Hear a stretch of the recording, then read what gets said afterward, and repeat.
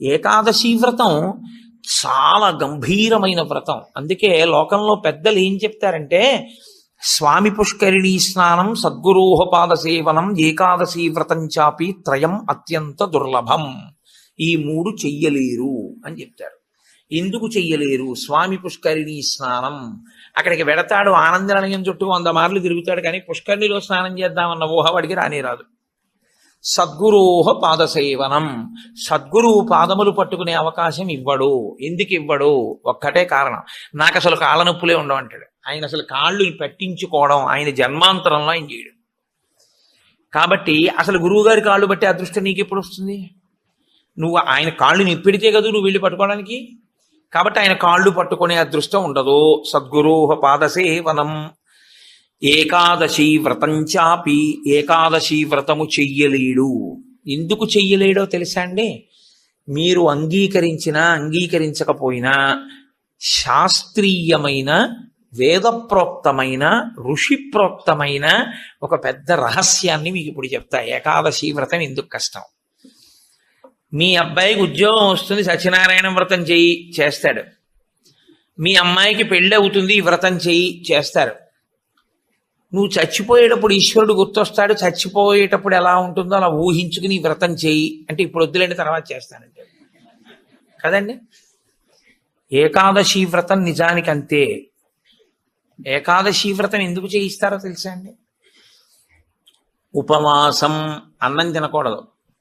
అన్నం తినకపోవడం కాదు, అన్నాన్ని పచనం చెయ్యడానికి కావలసిన సంభారములను స్పృశించి పచన ప్రయత్నమునందు నిమగ్నము కాకూడదు. అంటే ఏకాదశి నాడు ఉపవాసం ఉండి ద్వాదశి నాడు కాకరకాయ పులుసు పెట్టి వండుకుందామా, వేపుడు చేసుకుందామా అని ఆలోచించకూడదు. ద్వాదశి పారణ కోసం ఏకాదశి నాడు కాయగూరలు తరుక్కోకూడదు. ద్వాదశి నాటికి పనికొస్తుందని ఇవాళ పప్పు నానపోయకూడదు. అంటే అసలు మీ శరీరమును పోషించుకోవడానికి కావలసిన ఏ పనిని ఏకాదశి నాడు చేయకూడదు. మరి ఇంక ఏకాదశి నాడు ఏం చేయాలి? అసలు చాలా నిష్కర్షగా మాట్లాడితే నిర్జలోపవాసం, ముక్కోటి ఏకాదశి. నీటిని త్రాగకూడదు, ఉమ్ము మింగకూడదు. ఈ నిర్జలోపవాసం ఎందుకు చేయిస్తారో తెలుసా అండి? మనుష్యులలో 199 మంది తెలిసే వెళ్ళిపోతారు. అకస్మాత్తుగా అనాయాసంగా వెళ్ళడం మహాదృష్టవంతులకి తప్ప జరగదు. సాధారణంగా 199 మంది వెళ్ళే మార్గం ఏమిటంటే, రెండిటిని ఎండగట్టి పంపుతారు. ఒకటి నీరివ్వరు, 2 అన్నం పెట్టరు. ఎందుకని అంటారేమో, తీసుకెళ్ళి ఎక్కడ పడుకోబెడతారు ఇంటెన్సివ్ కేర్ యూనిట్లో. వాడి కర్మ అంతా ఎక్కడొస్తుందంటే ఇక్కడ ఒక గొట్టం పెడతారు, ఇందులోంచి ఏం పోయిరు, ఇందులోంచి ఎక్కిస్తారు. దీంతో ఏం తాకూడదండి అంటారు, దీంతో ఏమీ తినకూడదండి అంటారు. ఇందులోంచి వెళ్ళిందే ఆహారం, ఇందులోంచి వెళ్ళిందే పానీయం. ఫోన్లేండి, ఇప్పుడు మాకు వచ్చిన నష్టం ఏమిటి, ఏదో ఒకటి ఎక్కుతోందిగా చచ్చిపోంగా అంటారేమో. ఓ 8 బెడ్స్ వేస్తారు అక్కడ. అకస్మాత్తుగా వీడికి పెటిడ్రిన్ ఇంజెక్షన్ ఇచ్చి వీడు పడుకుని ఉంటే 11ంటికి గొళ్ళుమని ఏడుపు వినపడుతుంది. 3వ బెడ్ మీద వాడిని స్ట్రెచ్చర్ మీద బయటికి తీసుకెళ్ళిపోతుంటాడు. వీడికి గుండెలు గుబక్కుమంటాయి. 11 మంచాలు ఉండేవి, 3వ మంచం వాడు వెళ్ళిపోయాడు. వీడు 8వ మంచం వాడు అయితే పర్వాలేదు, వీడు 1, 2 అయ్యాడు అనుకోండి. వీడి కర్మ. నేను చూశానండి, నేను యథార్థంగా చూశాను ఒక హాస్పిటల్లో. నేను దీన్ని ఏమి హాస్యంగా చెప్తున్నానని మీరు అనుకోకండి. 3 మంచాలలో మధ్య మంచం ఆయన వెళ్ళిపోయాడు. నేను చూస్తున్నా, ఎవరో కాదు మా బంధువే. ఏడుస్తుంటే డాక్టర్లు అన్నారు, అమ్మ ఇక్కడ ఏడవకూడదు, నిశ్శబ్దంగా తీసుకెళ్ళి బయట ఏడవండి అన్నారు. ఎందుకంటే వాళ్ళు వెళ్ళిపోతారు, గట్టిగా ఏడిస్తే ఏడవకూడదు అన్నారు. నిజమే అది. వాళ్ళు అప్పటికే, నేను వెళ్ళిపోయిన వాడిని చూడటం లేదు, 1, 3 మంచాల వాళ్ళని చూస్తున్నాను. వాళ్ళు వీడు వెళ్ళిన మార్గం మూసుకుపోవుగాక అని వాళ్ళిద్దరు అలా చూస్తున్నారు. వీడు అదే వ్యాధితో జాయిన్ అయిన వాడికి ఎంత భయంగా ఉంటుందండి. గబాలను గోనుగుడలో బారేసి దగ్గర చేసి పట్టుకెళ్ళిపోతున్నారు బయటికి. పట్టుకెళ్ళిపోతుంటే ఆ బయటికి తీసుకెళ్ళిన తర్వాత ఇలా కిటికీలోంచి చూస్తే ఏం చేస్తున్నారో అన్నీ కనపడుతున్నాయి. కనపడుతుంటే వీడికి ఎలా ఉంటుంది, వీడి పరిస్థితి ఎలా ఉంటుంది? నాన్న రామకృష్ణ అనుకో ఇప్పుడు, అంటే నీ మొహం ఇట్లా ఎక్కడంటానంట. తినలేడు, తాగలేడు, బయటికి వెళ్ళలేడు.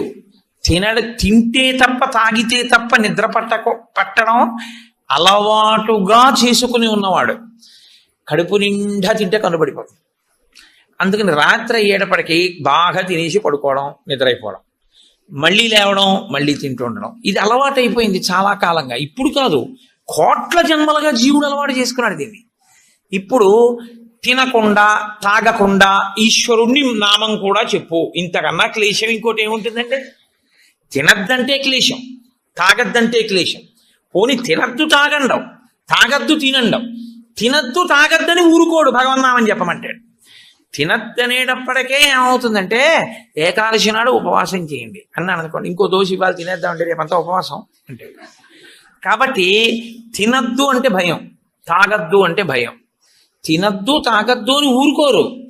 భగవన్నామని చెప్పేటప్పుడు మనసును అలా ఈశ్వరుని యందు నిలబెట్టు అంటారు.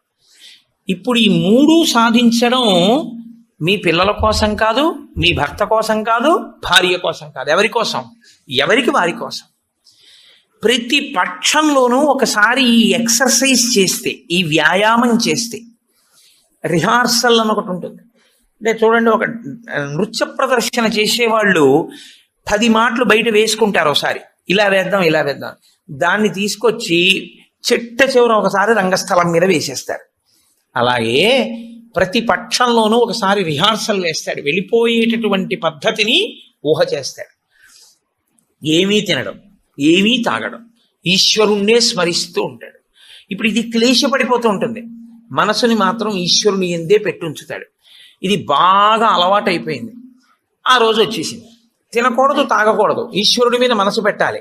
అభ్యాసం కూసి విద్య కదూ, నిలబెట్టేస్తాడు. నిలబెట్టేస్తే ఏమయ్యాడు? ఆఖరి ఊపిరిలో కూడా ఆయన పేరు చెప్తూ వెళ్ళిపోతాడు. మరి డాక్టర్లు ఉన్నారు కదండి మీరు అనొచ్చు, 1,000,000 మంది వైద్యులు కూడి వచ్చినా కానీ మరణమయ్యేది వ్యాధి మాన్పలేరు. చచ్చిపోయే వాళ్ళందరూ డాక్టర్లు లేక చచ్చిపోయారు అనుకోకండి. ఈశ్వరుడు ఆయుర్దాయం ఇవ్వాలనుకుంటే డాక్టర్ రూపంలో అనుగ్రహించగలడు అంతే. ఈశ్వరుడు ఇచ్చినవాడు. కాబట్టి ఏకాదశి వ్రతానికి ఉన్న ప్రధాన ప్రయోజనమేమి? అది మృత్యువు వచ్చినప్పుడు ఎలా ఉంటుందో తత్సంబంధమైనటువంటి తర్ఫీదు మనసుకు ఇచ్చుట. అందుకే ఏ వ్రతానికి చెప్పండి ఏకాదశి వ్రతం చాపి త్రయం అత్యంత దుర్లభం అని ఎందుకంటారో తెలుసా అండి? అసలు నువ్వు అలా ఊహ చేస్తూ కూర్చుని సిద్ధంగా ఉండడం 1/2 గంట చెయ్యలేవు. ఓ వారం ఓ పక్షంలో చేసి అయ్యి బాబోయ్ అలా మళ్ళీ ఏకాదశి వచ్చేస్తే మళ్ళీ అలా ఊహిస్తూ అలా ఉండాలంటే భయంగా ఉందండి, ముక్కోటి ఏకాదశి చేసేస్తానండి. కాబట్టి ఈశ్వరుడు అంటాడు, పోన్లే ఏడాదంతా చేయలేవా, బెంగెట్టుకోకు, ఏడాదంతటికి బదులుగా ముక్కోటి ఏకాదశి చేస్తావా, అప్పుడు నేను ఎన్ని ఫలితాలు ఇవ్వాలి నీకు? 23 ఏకాదశుల ఫలితం ఇవ్వాలి. అథవా ఈ ఏకాదశితో కలిపి 24 ఏకాదశుల ఫలితం ఇవ్వాలి. కానీ నేను ఒకటి ఎక్కువ అడుగుతాను, దానికి తగినంత నీకు ఇస్తాను. నేను అడిగిన ఎక్కువ చెయ్యాలి, నువ్వు అడిగిన దానికన్నా కొన్ని కోటి రెట్లు ఇస్తా. 3 కోట్ల ఏకాదశుల ఫలితం ఇస్తా. కానీ మామూలు ఏకాదశుల కన్నా విరుద్ధంగా నువ్వు దీన్ని చెయ్యి. ఎందువల్ల విరుద్ధంగా చేయవలసి ఉంటుంది ముక్కోటి ఏకాదశి అంటే? మామూలు ఏకాదశి నాడు మీరు ఉపవాసం చేసేటప్పుడు పండు కాని, కాయ కాని, అథవా కాసిన పాలు కాని తాగితే ఉపద్రవం ఏం రాదు, దానికి దోషం పట్టదు శాస్త్రం. ఎందుకంటే శాస్త్రం ఉపవాసం మీద చర్చ చేస్తుంది. ఉపనిషత్తుల్లో ఆ విషయం ఉంది, వేదంలో ఆ విషయం ఉంది. ఎప్పుడెప్పుడు ఉపవాసం ఎలా చెయ్యాలి అన్నది ఉంది. ఆదివారం నాడు కానీ, పౌర్ణమి నాడు కానీ, అమావాస్య నాడు కానీ రాత్రి ఉపవాసం మాత్రమే చెయ్యాలి. పగటిపూట ఉపవాసం చేయకూడదు. ఆదివారం నాడు రాత్రి ఏమీ తినకూడదు, పౌర్ణమి నాడు రాత్రి ఏమీ తినకూడదు, అమావాస్య నాడు రాత్రి ఏమీ తినకూడదు. ఆ ఉపవాస నియమం అక్కడ వరకే. పగటిపూట మీరు భోజనం చేసినా పలహారం చేసినా శాస్త్రం అడ్డురాదు. సాధారణంగా శాస్త్రం ఏం చెప్తుందంటే 2 పర్యాయములు తీసుకోమని చెప్తుంది. 2 పర్యాయములు తీసుకోవచ్చు, కానీ ఇక రాత్రి వేళ తినకూడదు. అష్టమి తిథి, చతుర్దశి తిథి, ఈ 2 తిథుల్లో పగటి వేళ తినకూడదు, రాత్రి వేళ తినాలి. పగటి వేళ ఏమీ తినకుండా ఊరుకుని నక్షత్ర దర్శనం అయిన తర్వాత మాత్రం భోజనం చేయొచ్చు. అది ఒక్క అష్టమి చతుర్దశి తిథులకు. కాబట్టి ఈ తిథులలో ఉపవాసాలకి, వారములలో ఆదివారం ఉపవాసాలకి, ఎందుకంటే వారాలు అన్ని యుగాల్లో లేవు, కలియుగంలోనే వారాలు. మీరు రామాయణాన్ని చూస్తే రామాయణంలో వారాలు ఉండవు. కాబట్టి వార నియమం ఎవరికి వచ్చిందంటే ఒక్క కలియుగంలోనే వచ్చింది. కలియుగంలో ఆదివారమే ఉపవాసం ఎందుకు పెట్టారో తెలుసా అండి? ఆరోగ్యం భాస్కరాది చేత్, ఆరోగ్యము సూర్య భగవానుడి యొక్క అనుగ్రహంతో నిలబడుతుంది. సూర్య భగవానుడు అధిదేవతగా కలిగినటువంటి రోజు, ఆయన యొక్క తేజస్సు ఎక్కువగా పరిపుష్టమయ్యే రోజు భానువారము, ఆదివారం. అటువంటి సూర్య భగవానుడి యొక్క అనుగ్రహం కలగాలి అంటే ఆదివారం నాడు ఉపవసించాలి. ఉపవసించుట అన్న మాటని మీరు ఎప్పుడు రెండు కోణాల్లో అర్థం చేసుకోవాలి. రెండు కోణాల్లో అర్థం చేసుకోవడం అంటే, కడుపు ఖాళీ అయిన తరువాత మళ్ళీ వేయకుండుట. శరీరానికి ఆరోగ్యం ఎప్పుడు డాక్టర్ దగ్గరికి వెళ్లకుండా ఉండడానికి 3 ఉన్నవాడు వెళ్ళడు అని ఆయుర్వేదం చెప్తుంది. ఎవరు వెళ్ళడు అంటే, కడుపులో వేసిన పదార్థమంతా ఖాళీ అయ్యే వరకు మళ్ళీ వెయ్యనివాడు. కడుపులో పదార్థం వేశారనుకోండి, అది పూర్తిగా పచనం అయిపోయి కడుపు ఖాళీ అయింది, అప్పటి వరకు వేడు మళ్ళీ. అలా వెయ్యని వాడెవడో వాడు వైద్య దర్శనం చెయ్యడు. ఎడం పక్కకి తిరిగి ఎడమ చేతిని తల కింద పెట్టుకుని గుండెలు పరుపుకో బొంతకో తగిలేట్టుగా పడుకున్నవాడు వైద్యుణ్ణి చూడడు. 3, ప్రతిరోజు రాత్రి తాంబూల చర్వణం చేస్తూ కొంచెం సేపు నడిచి పడుకునేవాడు వైద్యుణ్ణి చూడడు. ఈ 3 పూర్ణారోగ్యానికి ఆయుర్వేద శాస్త్రం విధించినటువంటి నియమాలు. అందుకని అలాగే పడుకోవాలి. అందుకే మీరు ఎప్పుడైనా మహాత్ములు పడుకోవడం చూస్తే ఎప్పుడు ఎడం పక్కకే పడుకుంటారు. కారణం ఏంటంటే, ఎడం పక్క పడుకోవడం ఆరోగ్యాన్ని ఇచ్చేస్తుంది, వైటల్ ఆర్గాన్స్ అన్నింటినీ సేఫ్ గార్డ్ చేస్తుంది. నేను ఒకసారి డాక్టర్ అడిగి, అది ఏంటంటే అలా ఉంది ఆయుర్వేదంలోని. నిజమేనండి, అలాగే పడుకోవాలన్నారు. అంతేనండి, మేమైనా అలాగే చెప్తాం, ఎడం పక్కకి తిరిగి పడుకుంటే చాలా మంచిది కోటేశ్వరరావు అన్నాడు. కాబట్టి నేను పురాణాల్లో ఉన్న ఎన్నో విషయాలు డాక్టర్లను అడుగుతుంటే వాళ్ళు నిజమేనండి ఇవన్నీ అంటుంటారు. నేను శరత్కాలంలో అమ్మవారి పూజ ఎందుకు చేస్తారు అన్నదాని గురించి దేవి భాగవతంలో ఉన్న విషయాల్ని కొన్నింటిని ఒకసారి ఒక డాక్టర్ గారిని అడిగితే ఆయన నాకు తెల్లబోయే రహస్యాలు చెప్పాడు. మీరు చెప్పినవే హ్యూమన్ ఎనాటమీలోకి మార్చి చెప్తే మాకేం చెప్తారంటే, చలికాలంలో తమంత తాముగా నాడులన్నీ కూడా సన్నబడిపోతాయి చలిగాలికి. కొవ్వు చిన్న చిన్న చిన్న చిన్న చిన్న చిన్న గింజల్లా ఉండి పరిగెడుతుంటుంది రక్తంలో. ఎప్పుడైతే నాడులు ఇలా రక్తనాళాలు సంకోచించాయో అది వెళ్ళి ఆగుతుంది. వెనక నుంచి వస్తున్నది వచ్చి దాన్ని తగులుకుని ఆగుతుంది. గసగసాలు ఒకదాన్నొకటి తగులుకున్నట్టుగా తగులుకుని ముద్ద కట్టి ఆగుతుంది. రక్త ప్రవాహం ఆగిపోయి స్ట్రోక్స్ వస్తాయి.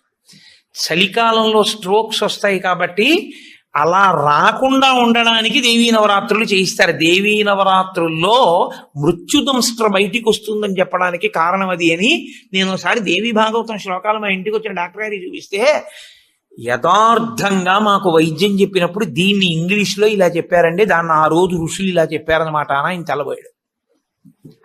కాబట్టి మన ఋషులు అద్భుతంగా దాన్ని అన్వయం చేసి తీసుకొచ్చి చూపిస్తారు. కడుపులో పదార్థము పూర్తిగా అయిపోయేంత వరకు మళ్ళీ పదార్థం అందులో వెయ్యకూడదు. మీరు ప్రతిరోజు అలా వేస్తూ పెడుతున్నారనుకోండి, మళ్ళీ అది కడుపు ఖాళీ అవగానే మళ్ళీ వేశారు. మళ్ళీ అందులోంచి రసాయనాలు ఊరాలి, అది మళ్ళీ తిరుగుతూ ఉండాలి. మీ ప్రయత్నం లేకుండా ఎప్పుడూ తిరుగుతూ మీ ప్రయత్నం లేకుండా ఆగిపోయేటటువంటి స్పందనలు శరీరంలో ఈశ్వరాధీనములై కొన్ని ఉంటాయి. వాటిని మీరు అసలు ఆపలేరు. ఊపిరితిత్తి, గుండె ఇలాంటివి మీరు ఆపు అని అడగను లేరు. నువ్వు విశ్రాంతి తీసుకోవాలన్నా ఆగను. ప్రయత్నపూర్వకంగా మిగిలిన వాటి ఆరోగ్యం కోసం ఒక దాన్ని ఆపమని చెప్పింది శాస్త్రం. దేన్ని ఆపాలి అంటే, కడుపులో ఉన్న కండరముల యొక్క కదలికకి విశ్రాంతినిమ్మని చెప్పింది. కడుపులో ఉన్న కండరములకు విశ్రాంతిని ఎవరిస్తారో అటువంటి వారి ఆరోగ్యము బాగుంటుంది. కడుపులో ఉన్న కండరముల కదలిక ఎప్పుడు ఆగుతుందంటే, దాని లోపల పదార్థమును వేయడం ఆపితే ఆగుతుంది. అందుకని ఏం చేస్తారంటే, ఉపవాసము అన్న పేరుతో లోపల పదార్థం వెయ్యరు. వేయకపోతే ఏమవుతుందంటే కండరములు కదలవు. కండరములు కదలకపోతే కంటికి కడుపుకి దగ్గర సంబంధం. కడుపు నిండకపోతే, కడుపు ఖాళీగా ఉంటే కనురెప్ప పడదు. కనురెప్ప పడకపోతే మీరు ఈశ్వరుడి యందు దృష్టి నిలబెట్టి ఈశ్వరుడి యొక్క ఆరాధన చెయ్యగలరు. కాబట్టి ఉపవాసం అన్న దాంట్లో అన్నం తినకుండా ఉండడం అనేటటువంటిది ప్రధానమైన నియమము. దీనికి మినహాయింపు ఇచ్చి ఎట్టి పరిస్థితుల్లో చెయ్యకూడని వాళ్ళని ఇద్దరిని చెప్పింది శాస్త్రం. 8 ఏళ్లకు ముందున్నవాడు 80 ఏళ్లు దాటినవాడు ఉపవాసం చెయ్యరాదు జీవితంలో. ఈ ఇద్దరికి నిషేధం. 8 ఏళ్లు కింద ఉన్న వయస్సు, 80 ఏళ్లు పూర్తయిన వాళ్ళు ఉపవాసం చేస్తే పాపం, వాళ్ళు చేయకూడదు. ఎందుకని అంటే వాళ్ళ శరీరం అంగీకరించదు, అందులోకి పదార్థాన్ని వేయకపోతే ఒప్పుకోదు. 3వ మినహాయింపు ఒకరికి ఇచ్చింది. కడుపులోకి పదార్థం వెయ్యకపోవడమే విషంగా మారిపోయి శరీరాన్ని పడగొట్టగలిగిన వ్యాధి ఏదైనా సంక్రమించి ఉంటే, అంటే ఒక షుగర్ పేషెంట్ అనుకోండి, ఆయన అలా ఉండిపోయాడు అనుకోండి, ఫాస్టింగ్లో పడిపోతుంది, కోమాలోకి వెళ్ళిపోతాడు. అప్పుడు ఆయన పదార్థాన్ని శరీరం నిలబెట్టుకోవడానికి కావలసినంత పదార్థాన్ని లోపలికి పంపినా ఆయన ఉపవాసం చేసిన వాడే. మీరు ఎప్పుడూ ఒకటి గుర్తుపెట్టుకోవాలి, శాస్త్రం ఎప్పుడు మాట్లాడినా చాలా ఉదారంగా మాట్లాడుతుంది. శాస్త్రము కఠినంగా అసలు ఎప్పుడు ప్రవర్తించదు. అలా చెయ్యలేరు మీరు, నిజంగా చాలా కష్టం. కాబట్టి 8 సంవత్సరముల లోపు వాళ్ళు, 80 సంవత్సరములు దాటిన వారు ఉపవాసమును చేయరాదు. ఉపవాసమును చేయరాదు అంటే పదార్థమును విసర్జించి ఉండరాదు. కాబట్టి ఉపవాసము అన్న మాటలో మీ కడుపు కండరములు కదలకుండా విశ్రాంతి ఇచ్చుట అన్నది ప్రధాన ప్రక్రియ. ఇది మీరు చూడండి, ఇవాళ రేపు పెద్ద పెద్ద ప్లాంట్స్ కూడా షట్ డౌన్ అంటారు, కావాలని ఆప్ చేస్తారు, వాటి లాంగివిటీ పెరుగుతుంది, జీవితకాలం పెరుగుతుందని. అదే అన్వయం ఋషులు శరీరానికి చేశారు. ఇది కూడా ఒక యంత్రాంగం, ఇది ఒక తెప్ప. ఇది ఉంటే నువ్వు పుణ్యం చేస్తావు, ఇది ఉంటే నువ్వు ఇంకొక ధర్మకార్యం చేస్తావు. అసలు ఇదే లేకపోతే ఇంకేం చేస్తావు? ఇక జీవుడు చేసుకోవడానికి ఏం లేదు, ఇది ఉపకరణం. కాబట్టి దీన్ని చాలా జాగ్రత్తగా నిలబెట్టుకోవాలి. నిలబెట్టుకోవాలంటే దీని ఆయుర్దాయం పెంచాలంటే 2 రకాలుగానే పెంచాలి. ఒకటి, ఆవేశపడి ఊపిరి తీయకుండా ఉండాలి, ఎందుకంటే ఊపిరిలలో ఆయుర్దాయం ఉంటుంది కాబట్టి. 2, అదే పనిగా దొరికింది కదా అని తింటూ ఉండకూడదు, కాబట్టి ఉపవాసం చేయాలి. ఈ 2 ఎవడు చేస్తాడో వాడు దీర్ఘాయుష్మంతుడు అవుతాడు. ఎవడు దీర్ఘాయుష్మంతుడు అవుతాడో వాడు పాపం చేయడానికి దీర్ఘాయుష్మంతుడు కాకూడదు. దేనికి దీర్ఘాయుష్మంతుడు కావాలి అంటే తన జీవుణ్ణి చక్కబెట్టుకోవడానికి దీర్ఘాయుష్మంతుడు కావాలి. అలా చేసేటటువంటి ప్రక్రియలో వచ్చిన అద్భుతమైనటువంటి తిథి ముక్కోటి ఏకాదశి. ఈ ముక్కోటి ఏకాదశి నాడు సర్వేషాం భోజనద్వయం అన్నారు. అది చాలా విచిత్రమైనటువంటి మాట. అసలు ముక్కోటి ఏకాదశి నాడు నువ్వు చెయ్యవలసినది ఏదో తెలుసా? సర్వేషాం భోజనద్వయం. ఈ శ్లోకం చాలా చమత్కారమైనటువంటి శ్లోకము. అందరూ కూడా భోజనద్వయం, 2 మాటలు భోజనం చేయండి. అదేమిటండి, సర్వేషాం భోజనద్వయం అయితే ఉపవాసం ఎక్కడుంది అందులో? మరి ఇప్పటిదాకా మమ్మల్ని పట్టుకు పీకు తినేశావు, శరీరం చెరుక్కర్రన్నావు, దీన్ని నలిపేయాలన్నావు, దీన్ని క్లేశ పెట్టాలన్నావు, ఏకాదశి నాడు పెట్టకండి అన్నావు, ఉపవాసం చెయ్యండి అన్నావు, అలా 23 చేయకపోతే ముక్కోటి ఏకాదశి అయినా చెయ్యన్నావు. ఇన్ని చెప్పిన వాడివి మళ్ళీ ఇప్పుడేమంటున్నావు? ఏకాదశ్యాంతు కర్తవ్యం సర్వేషాం భోజనద్వయం. కర్తవ్యం, తప్పకుండా చెయ్యవలసిన పని. ఏకాదశ్యాంతో, ఏకాదశి నాడు ఏమి? సర్వేషాం, అందరికీ. భోజనద్వయం, 2 మాటలు భోజనం చేయండి. మరి అదేమిటి ఇప్పటిదాకా నేను చెప్పిన ఉపన్యాసం అంతా పోలా ఈ శ్లోకంలో? అది ఎందుకు శ్లోకాన్ని అలా చేస్తారో తెలుసా అండి? పెద్దలు, ఋషులు, మహాత్ములు చాలా అద్భుతమైన ప్రక్రియ చూపిస్తారు. నీకు ఆ అనుమానం బాగా రావాలనే శ్లోకాల రచన చేస్తారు. అప్పుడు నువ్వు సంతోషం ఏమిటంటే, నీకు కష్టపడకుండా నీకు కన్సెషన్ ఇచ్చేసినట్లు కనపడితే దాన్ని కన్ఫర్మ్ చేసేసుకోవడానికి తాపత్రయపడిపోతుంది. సుఖపెట్టడానికి ఏదైనా ఛాన్స్ ఇచ్చామనుకోండి, అబ్బా ప్రతి ఏకాదశికి నేను 8 ఏళ్లలోపు 80 ఏళ్ళు పైకి ప్రతి ఏకాదశి నాడు నువ్వు షుగర్ వ్యాధిగ్రస్తుడిని అయితే ఎంత బాగుండో అనిపిస్తుంది.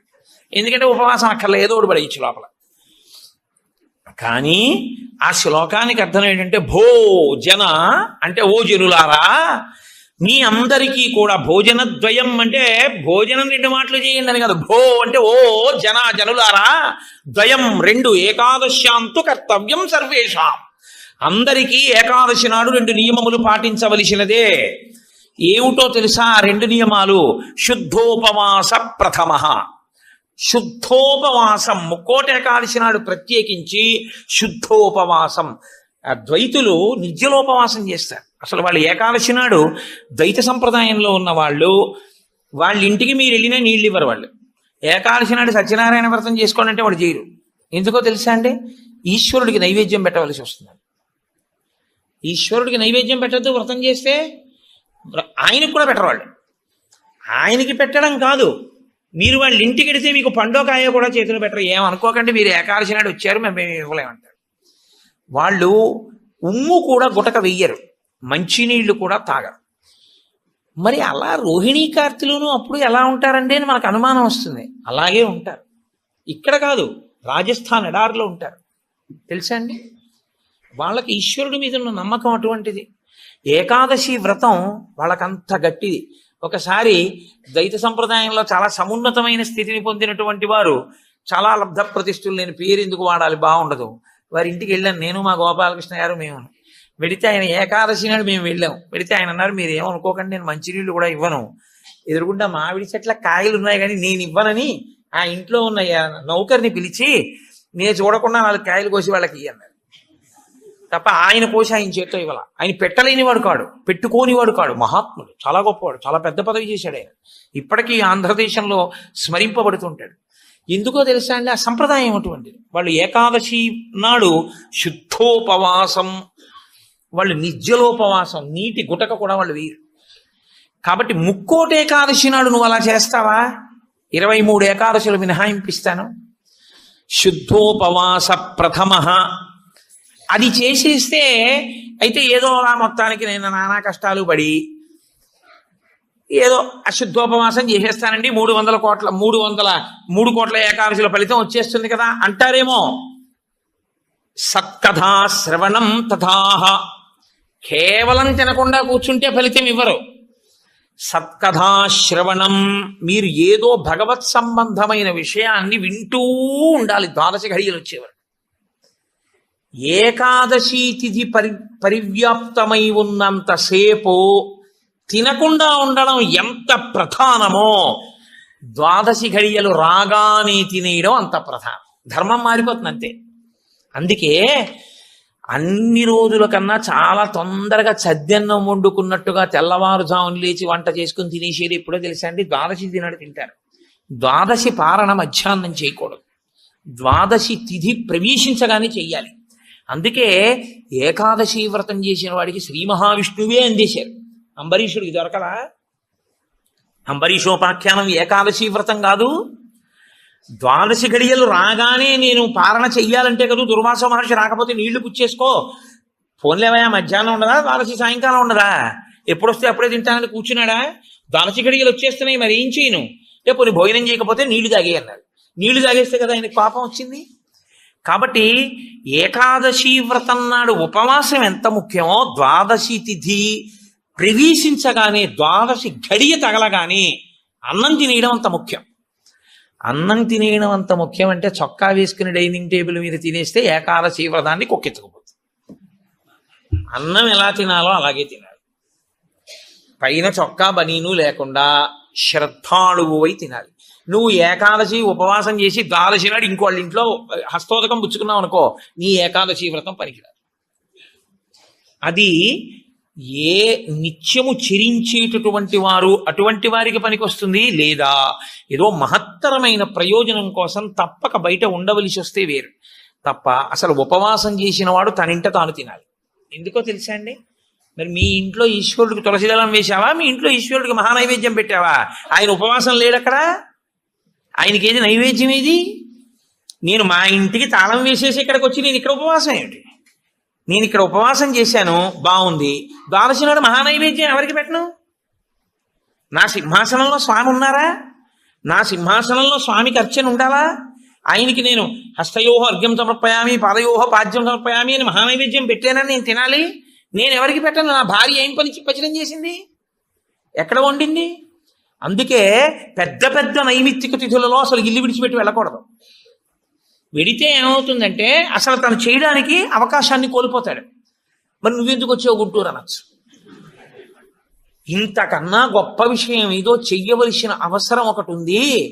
ఈ సంవత్సరం నేను వదిలిపెట్టినా నేను అలా వెళ్ళడం వల్ల ఒక పెద్ద ప్రయోజనం ఒకటి జరగాలి అని నేను అనుకున్నప్పుడు నేను స్వామికి నమస్కారం చేసి బయలుదేరిపోతానంతే. అప్పుడు అదొక త్యాగం. నేను దాన్ని విడిచిపెట్టేసుకోవడమే త్యాగం అంతే. అందుకే ఏకాదశి వ్రతం అంటే, ఏకాదశి వస్తోంది కదండి నేను బయటికి ఎలా వస్తానని అడగాలి నువ్వు. అంతేగాని ఏకాదశి వస్తుంటే నువ్వు బయటికి వెళ్ళిపోతే వ్రతం ఎలా చేస్తావు? కాబట్టి గుంటూరు వచ్చి ఉపవాసం చేయొచ్చా? చేయకూడదు. కాకినాడలో ఉండి ఉపవాసం చేయాలి. కాబట్టి ముక్కోటి ఏకాదశి చెయ్యడం అంటే శుద్ధోపవాస ప్రథమ నిర్జలోపవాసమే. అంతకన్నా మరి నేను మినహాయింపులు ఇచ్చి చెప్పడం నా వల్ల కాదు. కానీ శాస్త్రం ఒక్కరి విషయంలో మినహాయింపు ఇచ్చింది. శరీర కష్టం చేసుకుని బ్రతికే వాణ్ణి మాత్రం ఉపవాసం చెయ్యమని నిర్బంధించవద్దు. వాడు పడిపోతాడు స్పృహ తప్పి, నీళ్లు తాగకపోతే. కానీ అవకాశం ఉన్న వాళ్ళు మాత్రం తప్పకుండా చెయ్యవలసినదే, అంతకన్నా మార్గము లేదు. కాబట్టి శుద్ధోపవాస ప్రథమ నిర్జలోపవాసమే చెయ్యాలి యథార్థమునకు. మంచినీటి చుక్క కూడా ఇక ఏకాదశి తిథి నాడు పుచ్చుకోకూడదు. ద్వాదశి వచ్చింది ఇక నువ్వు ఉపవాసం ఉండకూడదు. ద్వాదశి తిథి యందు ఉండగా, తిథి యందు పరివ్యాప్తమై ఉండగా నువ్వు ఉపవసించి ఉండకూడదు. మళ్ళీ వ్యతిరేక ఫలితం వస్తుంది. ద్వాదశి తిథి ప్రవేశించేసింది ఇక నువ్వు పాలన చేసేయాలంతే. ఎలా పాలన చేయాలో తెలుసా అండి? ద్వాదశి తిథి ప్రవేశించేటప్పటికి నువ్వు పరిశేచనం చేసేయాలంతే. ద్వాదశి ఉదయం 6:30కు వచ్చింది అనుకోండి, మీరు 6:30 లోపల మీ భార్య గారు మీరు సంధ్యావందనం అనుష్ఠానం పూర్తి చేసే లోపల ఆవిడ మహానైవేద్యం సిద్ధం చేసి తీసుకొచ్చి ఇచ్చేయాలి. మీరు నైవేద్యం పెట్టేసి ఆ రోజు 6:30కి భోజనం చేసేయాలి. నాకు సహించదండి అనకూడదు, చేసేయడమే. ఏకాదశి వ్రతమునందు ద్వాదశి కలిసిపోయి ఉంటుంది. నేను చెప్పింది అబద్ధం అయితే అంబరీషోపాఖ్యానం అబద్ధమే, అంబరీషోపాఖ్యానం అబద్ధం అయితే వ్యాసుడే అబద్ధం. కాబట్టి నేను చెప్పింది నిజం. ఏకాదశి వ్రతం అంటే అంతే, అలాగే చేస్తారు. ఇలా కాని చెయ్యగలిగితే ముక్కోటి ఏకాదశి నాడు నీకు నేను 3 కోట్ల ఏకాదశులు చేసిన ఫలితాన్ని నీ ఖాతాలో వేసేస్తాను. ఎందుకో తెలుసా? 1 శరీరమును క్లేశపెట్టావు, 2 మనసును ఏకాగ్రతతో నిలబెట్టావు. కాబట్టి ఏం చేయాలంటే మార్చి మార్చి మార్చి మార్చి మార్చి మార్చి భగవత్ కథ యందు కూర్చోవాలి. మరి ఇక దేనికి లేవాలి? శరీర శోధన చేయడానికి, మూత్ర విసర్జన చేయడానికి లోపలికి వెళ్ళిన నీళ్లు లేవు, మల విసర్జన చేయడానికి లోపల వేసిన పదార్థం లేదు, ఇంకెందుకు లేవడం? కాబట్టి లేవక్కర్లేదు. కాబట్టి ఏకాదశి రాగానే కూర్చుంటే ద్వాదశి వచ్చాక లేదు.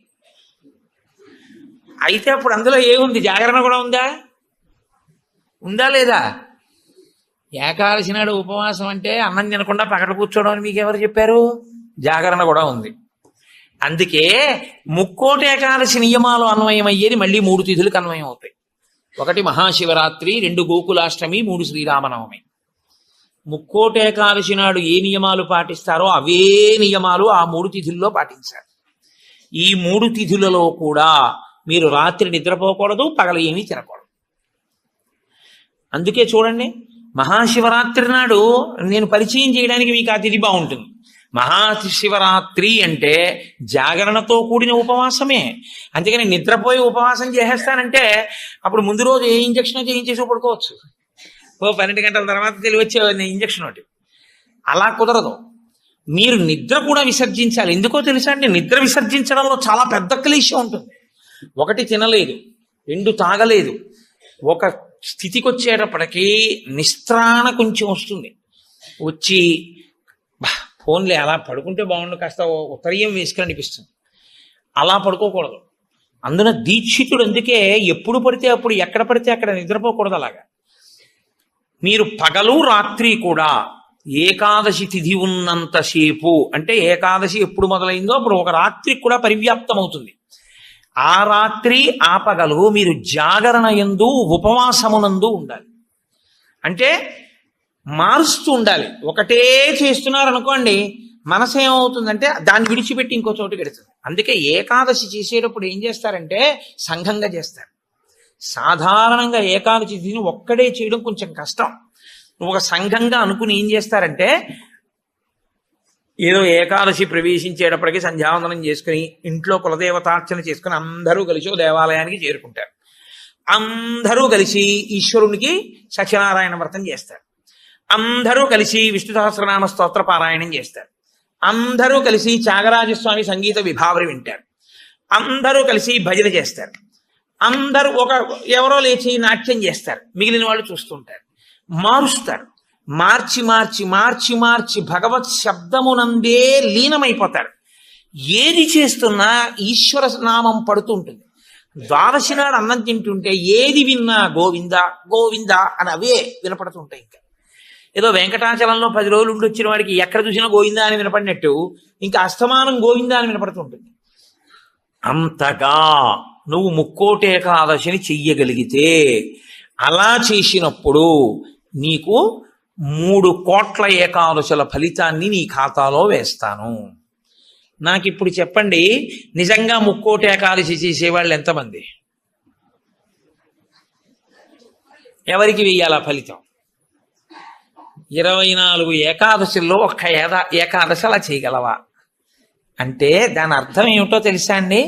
ఒక ఏకాదశి నిజంగా అలా చెయ్యాలని మీరు అనుకుంటే కనీసం ఇంకో ఏకాదశి మీరు అలా రిహార్సల్ వేయాలి.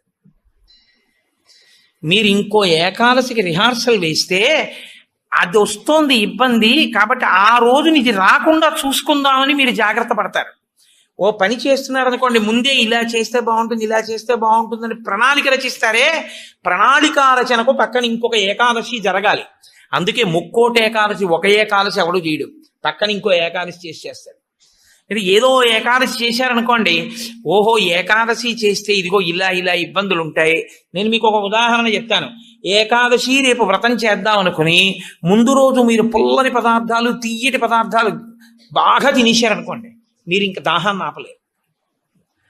దాహము తనంత తాను పొటమరించకుండా ఉండాలి అంటే మీరు శారీరకమైన ఆంతరమైన జాగ్రత్తలు కొన్ని తీసుకోవాలి.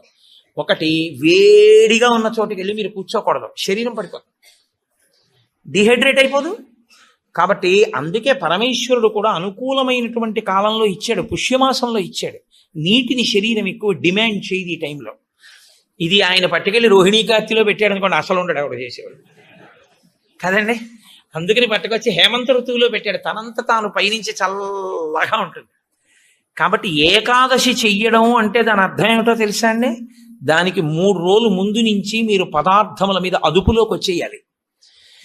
ఇక ఒక్కసారి అది తింటే మళ్ళీ ప్రయత్నపూర్వకంగా మీరు మంచినీళ్లు తాగాలనుకుంటే తప్ప దాహం వేయకుండా శరీరం నిలబడగలిగినటువంటి రీతిలో ఆహారం ఏది ఉంటుందో అటువంటి ఆహారాన్ని ఎంచి అంత సాత్విక ఆహారంతో నిలబెట్టాలి. ముందు నిలబెడితే ముక్కోటి ఏకాదశి నాడు నీళ్ళు అడగకుండా ఉంటుంది, శక్తి లోపల నిలబడుతుంది.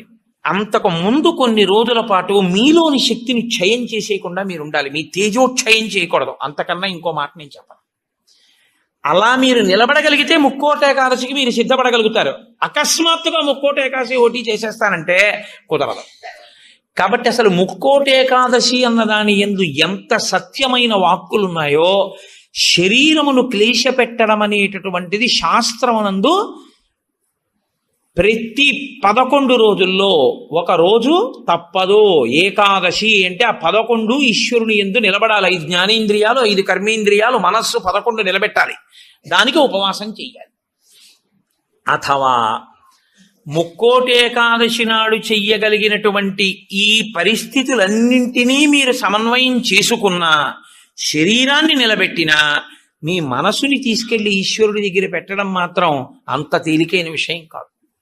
కాబట్టి నేను మిమ్మల్ని అందరినీ నిరుత్సాహపరుస్తున్నాను అని మీరు అనుకోవద్దు. మీరు ఎప్పుడూ ఒక్క విషయం గుర్తుపెట్టుకోండి, మీరు ఏం చేశారు అన్నదాన్ని బట్టి 100% సిలబస్ బట్టి మార్కులు ఈశ్వరుడు వేయడు. మీ ప్రయత్నాన్ని చూసి హర్షించి వేసేస్తాడు ఆయన. అసలు మీరు సంకల్పం ఒకటి చేశారనుకోండి, వచ్చే సంవత్సరం ముక్కోటి ఏకాదశి మనం ఎలా చేసుకుందాం అని ఓ 10 మంది పెద్దలు కూర్చుని వచ్చే ఏడాది మన దేవాలయంలో ముక్కోటి ఏకాదశి చేద్దాం, వచ్చే ఏడాది ముక్కోటి ఏకాదశి చేయడానికి నిజంగా అలా శరీరంలో పదార్థం వెయ్యకపోయినా నిలబడగలిగిన శరీరాలు ఎన్నున్నాయి, ఇందులో ఎంతమంది ఆ దారుఢ్యం ఉన్నవాళ్ళు ఉన్నారు, వాళ్ళని సప్తమి తిథి నుంచే మనం ఎలా సిద్ధం చేద్దాం. వాళ్ళని సిద్ధం చేసి ముక్కోటి ఏకాదశి నాడు ఎంతసేపు ఉండగలిగితే అంతసేపు ఉంటాడు. ఇక తప్పలేదు, 4 నీళ్లు గుటకలు వేయవలసి ఉంటుంది. నన్ను నమ్మండి, మీ ఉపవాసం పాడవు. అది పుచ్చుకోకపోతే ఈ శరీరం పడిపోతుంది. ఇప్పుడు ధర్మం ఏమైపోతుందో తెలుసా అండి? ఆమరణ నిరాహార దీక్ష శాస్త్రమునందు అత్యంత మహాపాపము. మీ శరీరం పడిపోయే వరకు మీరు మీ ఏమీ తినను ఏమీ తాగదు అని భీష్మిస్తే ఆ వ్రతఫలం ఇవ్వరు, పిశాచత్వం ఇస్తారు.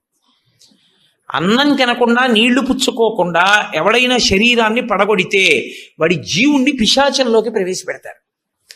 అందుకని ఇప్పుడు మీ ప్రయత్నం మీరు చేశారు, ఇక శరీరం పడిపోతాం, తప్పదు, నీళ్లు పుచ్చుకోవాలి.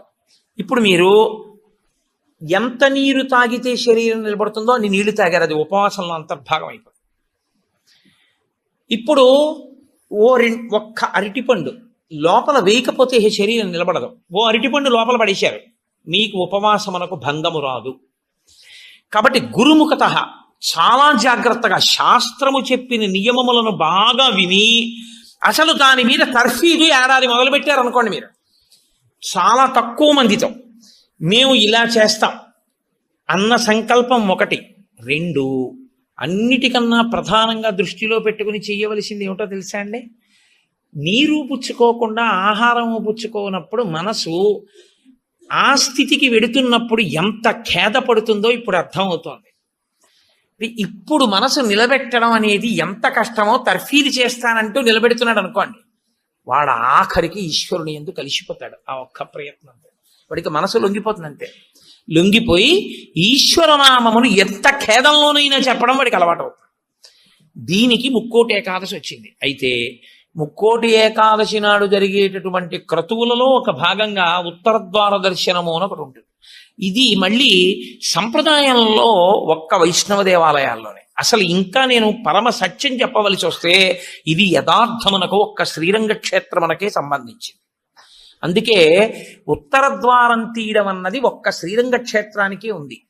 అసలు నిజానికి మిగిలిన క్షేత్రాల్లో ఉత్తర ద్వారాలు తీయడాలనే మాటలు లేవు. కాలక్రమంలో ఏమైందంటే అందరూ శ్రీరంగ క్షేత్రానికి వెళ్ళి ఇన్ని కోట్ల మంది ఉత్తర ద్వార ప్రవేశం చేయలేరు. కాబట్టి కొంతలో కొంత ఎక్కడ ఉన్న విష్ణు క్షేత్రాన్ని అక్కడే శ్రీరంగ క్షేత్రంగా భావన చేసి రంగనాథుణ్ణి స్మరిస్తూ ఉత్తర ద్వారంలోంచి వెడతారు. ఉత్తర ద్వారంలోంచి ఆ రోజున శ్రీ మహావిష్ణువు ఏమీ చెయ్యలేనివాడు, అన్ని విధాలా ఇంకా అసలు నేను ఈశ్వర ఏమీ చెయ్యలేను, నువ్వే నాకు ఆధారం, నువ్వే నన్ను తీసుకుపో అన్నవాణ్ణి ఉత్తర ద్వారం తెరిచి తనతో తీసుకుపోతాడు. ఉత్తర ద్వారం తీస్తే మీరు ఎటువైపు ఎడతారు? ఉత్తరానికి ఎడతారు కదండి. ఉత్తర ద్వారం ఎందుకు తీయడం? దక్షిణ ద్వారం తీయకూడదా, తూర్పు ద్వారం తీయకూడదా? తూర్పు మంచిది కదా, మరి ఉత్తర ద్వారం ఎందుకు? అంటే మీరు యథార్థాన్ని గమనిస్తే ఉత్తరాన ఏముంటుందో తెలుసా అండి? హిమాలయాలు ఉంటాయి, ఉత్తరాన కైలాసం ఉంటుంది, ఉత్తరాన మృత్యుంజయుడు పరమేశ్వరుడు ఉంటాడు. ఉత్తర దిక్కుకి ప్రయాణం చెయ్యడం అంటే దక్షిణ దిక్కుకి ప్రయాణం ఆగిపోవాలి. దక్షిణ దిక్కుకి ఏది ఎడుతుందంటే శ్మశానం ఉంటుంది దక్షిణ దిక్కున. ఎన్ని కోట్ల జన్మలు ఎత్తినా ఆఖరికి శరీరం వెళ్ళిపోయేది అక్కడికి. ఎవడు ఈశ్వరుడితో పాటు ఉత్తినే ఉత్తర ద్వారంలోంచి వెళ్ళడం కాదు, అసలు నిజంగా ఉత్తర ద్వారంలోంచి వెళ్ళడం అంటే ఏమిటో తెలుసా అండి? ఈశ్వరుడి పల్లకి వెళ్ళి పల్లకి వెంట వీళ్ళు వెళ్ళాలి. అసలు శాస్త్రం అది. ఈశ్వరుడికి ఆ రోజున అర్చన చేసి పల్లకి పట్టుకుని పల్లకీని తీసుకెడతారు ఉత్తర ద్వారంలోంచి, ఆయనతో వెళ్ళాలి. నువ్వు తినే ఉత్తర ద్వారంలోంచి వెళితే నీకేం వస్తుంది? ఆయన వెళ్ళిన ఉత్తర ద్వారంలోంచి వెళ్ళాలనుకోవాలి. అథవా అసలు నిజంగా వెళ్ళవలసింది ఏమిటంటే ఈశ్వరుడితో వెళ్ళాలి. కనీసంలో కనీసం నీ బాధ్యత ఏమిటి? ఉత్తర ద్వారంలోంచి నువ్వు వెళ్ళాలనుకుంటే ఈశ్వరుడితో వెళ్ళేటప్పుడు ఎలా వెళ్ళాలో నువ్వు అలా వెళ్ళాలి. ఈశ్వరుడితో వెళ్ళేటప్పుడు వెళ్ళేవాడు ఎలా వెళ్ళాలి? వైదికంగా వెళ్ళాలి. పైన చొక్కా బనీను ఏమీ లేకుండా ఉత్తరీయాన్ని మాత్రమే కప్పుకొని పంచ గోచీ పోసి కట్టుకోకుండా వెళ్ళకూడదు. గోచీ పోసి కుర్చీళ్లు పెట్టుకుని వెనక్కి దోపుకోకుండా వెడితే మహాపాపం. వేదం పటలపందని చెప్తోంది. కాబట్టి కుర్చీళ్లు పెట్టి గోచీ పోసి వెనక దోపి అన్నీ విప్పి ఉత్తరీయం వేసుకుని ఎవరి సంప్రదాయానుసారం వారు తిలకధారణ చెయ్యాలి. నీకు ద్వాదశనామములైతే ద్వాదశనామములు, నాకు విభూతి ధారణ ఎలా చెప్తే అలా నేను విభూతి ధారణ నేను చేసి శ్రీరంగనాథుడితో కలిసి ఆయన పల్లకీతో నేను ఉత్తర ద్వారంలోంచి మౌనంగా కానీ భగవన్నామం చెప్తూ కానీ ఆయన వెంట వెడితే నా ప్రాణోత్క్రమణం అయినప్పుడు కూడా ఆయన నన్ను అలాగే తీసుకెడతాడు ఉదారుడై. నన్ను నమ్మి, శాస్త్రం నమ్మి నాతో ఓ రోజు వచ్చాడు కాబట్టి ఇప్పుడు అలాగే తీసుకెడతానని ఉత్తర ద్వారంలోంచి తీసుకెడతాడు. ఇది ఇక ఏమీ చెయ్యలేను, నాకేమీ చేత కాదన్నవాడైనా కనీసం చెయ్యాలి. ఏమీ చేత కాని వాడన్నా చెయ్యాలి. ఈశ్వరాన్ని నాకు ఏం చేతనైనని నేను అన్నీ చేసేస్తానని ఇది మాత్రం మానేస్తాను అన్నవాడన్నా చెయ్యాలి. అందుకే శివాలయంలో ఎందుకు ఉండదో తెలుసా అండి? ఉత్తర ద్వారంలోంచి వెళ్ళేది అక్కడికే కాబట్టి ఇంకా మళ్ళీ శివాలయంలో ఉత్తర ద్వారం ఎందుకు? అంత శివకేశవ అభేదంగా ఉంటుంది ముక్కోటి ఏకాదశి యథార్థమునకు. కాబట్టి ముక్కోటి ఏకాదశి తిథి, ఏకాదశి తిథి అంత గొప్పవై ఉంటాయి. అందుకని ఉత్తర ద్వార ప్రవేశం చేస్తారు. అటువంటి ముక్కోటేకాదశి తిథి నాడు మీరు భగవత్ సంబంధంగా ఏది చేసినా కూడా దేశకాలాదులను అనుసరించి కోట్ల రెట్లలో ఈశ్వరుడు దాని ఫలితాన్ని ఏర్పాటు చేసేస్తాడు. మీరు రామచంద్రమూర్తిని నించోపెట్టి పంచామృతాలతో అభిషేకం చేశారనుకోండి, 3 కోట్ల పర్యాయములు అభిషేకం చేసిన తరువాత ఆ మూర్తి ఎంత తేజస్సుతో నిలబడుతుందో అంత తేజస్సుతో నిలబడిపోతుంది అక్కడ. ఇప్పుడు ఆ వంశానికి, ఆ దేవాలయానికి ఎంత శక్తి వచ్చేసిందో మీరు ఆలోచించండి. మీరు ఒక తులసిదళం పట్టుకొచ్చి శ్రీ మహావిష్ణువుకి ఇచ్చారనుకోండి, మీరు 3 కోట్ల తులసిదళాలు పట్టుకొస్తే ఏ ఫలితమో ఆ ఫలితం ఇస్తారు. 3 కోట్ల ఏకాదశుల్లో 3 కోట్ల తులసిదళాలు పట్టుకొచ్చి ఇచ్చిన ఫలితం. మీరు రేపొక్కసారి శ్రీరామ రామ రామే తిరమే రామే మనోరమే అన్నారనుకోండి, 3 కోట్ల పర్యాయములు విష్ణు సహస్రాన్ని పారాయణ చేసిన ఫలితం వేస్తారు. రేపు అన్ని 3 కోట్ల మీద వేస్తారు. రేపు మీరేమీ చేయలేదనుకోండి, 3 కోట్ల పాపాలు చేసిన ఫలితం వేస్తారు. మరి అంతే కదండి.